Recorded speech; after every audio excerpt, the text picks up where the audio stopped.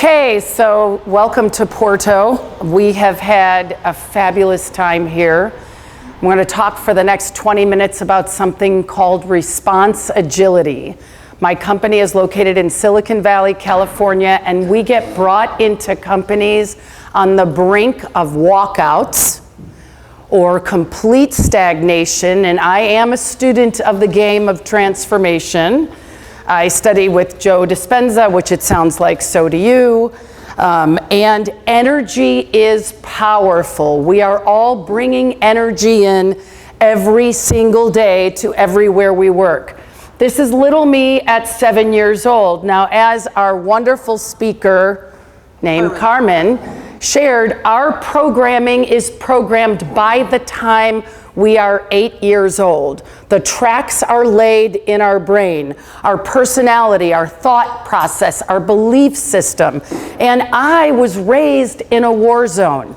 I wasn't born in a war zone, I was raised in a war zone. Not Kosovo, not Yugoslavia, not Afghanistan, but the family home. You see, my father was an alcoholic and a drug addict, and my mother pretended she didn't see or hear anything that was going on because all she wanted to do is stay married because she didn't want to go to hell. Sound familiar to anybody here? So as a kid, I learned to navigate what he was going to do next, what he was going to say, and I developed this level of resilience that's actually dangerous. Like I was as hard as a rock.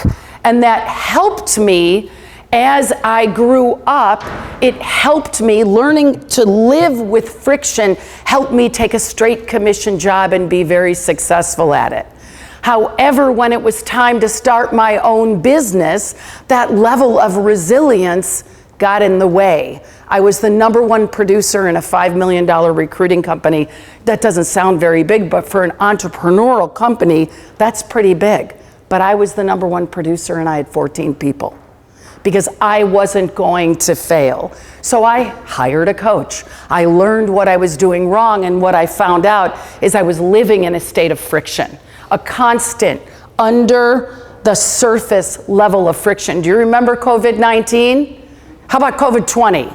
How about COVID-21? We were all living in a state of friction, fear, or anger, or frustration. We were protecting ourselves. And we actually forgot over time that we were in that state, right? That's just the way it became. And many of us and many companies are still experiencing a state of friction. Now, friction is powerful. It lights a fire. But when we live in a state of friction, it attacks our nervous system, it attacks our heart attack, disease, internal organ issues, thinking issues. We can't solve problems. It's supposed to be with us to start something, not to maintain something. So the name of the game that I bring into companies and work with individuals, specifically executives and executive teams, is how do we live above the power and freedom line? How do we live in a state of flow? We have to understand that we all have programming. You know Sue that you work with, who's absolutely a perfectionist, but she's awesome, nothing is ever wrong, but try to have a real conversation with her? You can't, because she's correcting every word you say. Or how about Bob, the super producer? He's always producing. He's the #1 producer, but he doesn't want to share with anyone else. You know what I'm talking about, right? Our programming, what becomes our strengths when overused, becomes our greatest impediment. And so when we're hot, but when we're not, we're not. And all you got to do is look at the US News for that. 99% of workers, any employees anywhere, healthcare, manufacturing, innovation companies, software companies are saying that they are experiencing all-time stress. 40 to 70% of people who are working today say that change is causing the stress, that they have to adapt to change, and that's what's causing the stress. Here's the problem. They think the stress is coming from out there. My flight got canceled. My hotel room didn't get booked. There's not enough light in this room, which now there is. Or whatever it is. Or my husband, or my kid, or my wife. But the truth is, it comes from inside. When we're little people, we learn how to process stress. And we hold on to it. And then when we're adults, we're 45 years old, we walk into the room, we want to give a talk. I'm not 45, by the way, but I was during the first talk, and suddenly the mics go out. And I'm actually not in the room when the mics go out. I'm back at 7 years old with my mom and dad fighting, and I don't know that's happening because our brain recirculates the memory as a reflection of the past. We get captured and then we project and we become somebody that we're not always proud of. You ever have an argument with someone and afterward wish you didn't say that thing? Or you thought after you did something at work you could have done a little bit better? It's because we're not in the moment.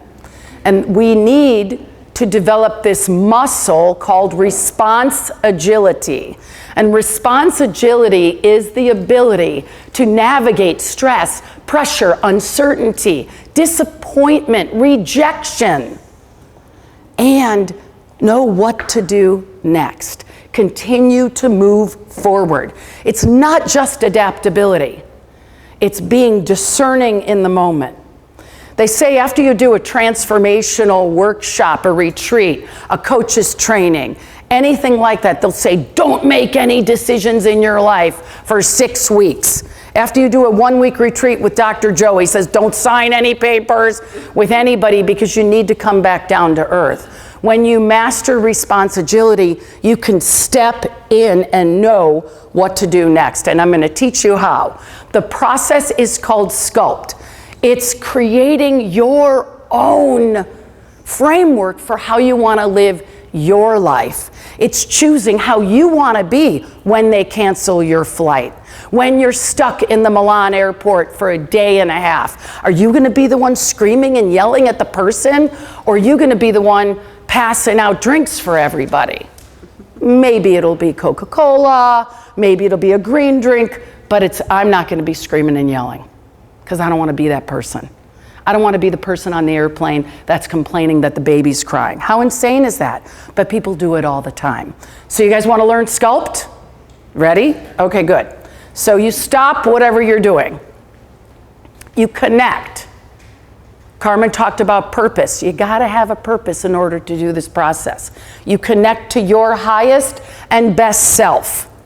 Your, not just your what are you up to, but who are you in life? And once you connect, you say, what's going on with me right now? What am I feeling? What's going on in my body? What's going on outside of me? Then you ask yourself the question, what's needed now? What do I need right now? And then you listen. You listen to the answer, and then you pause and process it, and then and only then you take action. So 5 weeks ago, I was bike riding, getting ready for the Tour de Blanc. Do you know the Tour de Blanc? It's a 10-day hike around Mount Blanc. Not just around Mount Blanc, up Mount Blanc, down Mount Blanc, up Mount Blanc, down Mount Blanc, up, down. Big trip. Planned it for a year. And I'm bike riding with my friend, and a car's coming, and I say, car up, swerve the bike over, bike tire gets caught in a rivet in the road. I skid into a sign. Thank goodness I had a helmet on, or I wouldn't be talking to you right now. Hit the sign, boomerang, fly over with the bike, clipped in, helmet on, flip over, and fall 15 feet down into a ravine. Wasn't going to be a good day for me. Now, because I meditate all the time, I practice this, I practice what I preach. As I'm going for the sign, I say, oh, this isn't going to be a good day today. Roll over, lay in the ditch. Mary's over there going, are you breathing? She runs down, she calls another person, get me into an ambulance, and I'm on my way to the trauma center. And as they're cutting the clothes off, and I'm starting to get really nervous, like, holy crap, am I paralyzed? First thing I asked everybody is, am I dead? They said, well, we're not dead, so you're probably not dead. But I started saying, okay, be here now. Breathe in, connect to my highest self. They couldn't believe how calm I was in the trauma center. They couldn't believe how present I was. And it's because of this process. Because what we prepare for in advance allows us to deal with anything life throws at us. Termination, firing, PhD program being canceled. Doesn't mean you're never mad. It doesn't mean you're never scared. But the beauty is you catch yourself in it. First reaction when I was in that ditch was I was pissed because I thought I'd missed my Mont Blanc trip. And people were like, are you okay? Are you okay? And I noticed myself being agitated. And I said, now, do you really want to be angry right now when all these people want to help you? And what do you think I said? Of course not. Be happy. You're alive. Then I'm in the ambulance. And then I start thinking about, I could have died. And I start getting really sad. And I let myself feel the sadness. And then as I saw the cars go by, I felt joy and gratitude for being alive. Because that's what I've trained my program to do. We have every single day 140,000 bits of information coming our way every single day. 140,000 bits. Your prefrontal cortex can only hold on to 120, not 120,000, 120 out of 140,000 pieces of information. If you aren't response agile for your own interpretation of life, who will be? Who will be? The media? Donald Trump? No offense. Don't put that online. He'll cancel me. The other thing is, what'd you say? I said none of us should be laughing. No, we should not be laughing about that. So anyway, 140,000 external pieces of information. Here's what's going on the inside. The average human being has between 60,000 and 120,000 thoughts a day. What percentage of those thoughts do you think are negative and repetitive? I'll give you a book if you guess. About 95%. Good guess, but not the right one. What did you say? 90%. Nope. 85. Who said 80? Okay, you get a book. Thank you. Okay. So if you know that the program, the ego, gives us the negative news, and then the outside news is negative, we got to take responsibility and be response agile to change that program. So there are 7 levels of effectiveness. Many people here are going to be talking about neuroscience. They're talking about stress management. These 7 levels saved my bacon many, many times. Below the power and freedom line is hopelessness, fear, and frustration. I'm not saying never feel that. Feel it. But know you're feeling it and give yourself how much time you need to feel the feels. So quickly, just remember the last time you had an upset in your life. Close your eyes for one quick second because I got about 3 minutes left, but I haven't gotten my timers. I don't know what's happening. You still have 5. Oh, I have 6 minutes. Great. Close your eyes. Please remember the last bad thing that happened to you. Presence it. Breathe it in. Notice in your body where that feeling is of that last bad thing that happened to you. Put your hand on that part of your body. Give it a color. And now exhale, get rid of it. When you're below the line, you almost always feel like there's sand in the gear. There's something not working. You're pushing for something or pushing against something. Wishing for something that isn't happening, or trying to avoid, like my mom did when I was little, what was going on. But we're working against the flow. We're resisting what is. When I let go and just said, okay, I just went down the ravine. One of the reasons I didn't get hurt is I didn't resist the fall. One of the reasons I got better in 3 weeks and hiked Mont Blanc 86 miles, and I don't have any of the pictures to show you, but I will in the back of the room if you want, was because of my mindset. I did every treatment possible to be able to make that trip. When we have sand in the gears, we're ineffective. And here's the deal with energy. We emit our negative energy to everybody we meet with. So when you go to work, think about culture. What's your name? Carla. Carla has a bad day, man, and she's going to let Jeffrey know about it. And then Jeffrey's going to let Carmen, just because I know your name, know about it. And then Sandeep. Yes. And now pretty soon everybody's having a bad day, because that's how energy works. So you can have your feels. You should feel your feels, but give it a time box. Because this is me, 19 years old. Somehow, some way I wound up pregnant. Not sure how that happened. I did not want to get married. My mom wanted me to get married. 1 year into that relationship, the guy had 22 jobs. I had to succeed. Now, the good thing is my upbringing, being in that alcoholic environment, I was tough as nails and I was going to make it. I was a straight commission recruiter. It was that fight that helped me be successful as a straight commission recruiter. It was that fight that had me fail at owning a business, because I wasn't a leader. I was a competitor. Does that make sense? So I hired a coach, and that coach came into the business. He was there one day. He said, which one of the two parents was the alcoholic? I said, how dare you, my father? And that was the beginning of my transformation. I was 36 years old, and I learned how to live in a state of courage. When you are in a state of courage, when you believe in a future that is more powerful than the place you're living in now, you are effective 65% of the time. When you're in below the line in a state of frustration, you're only effective 25% of the time.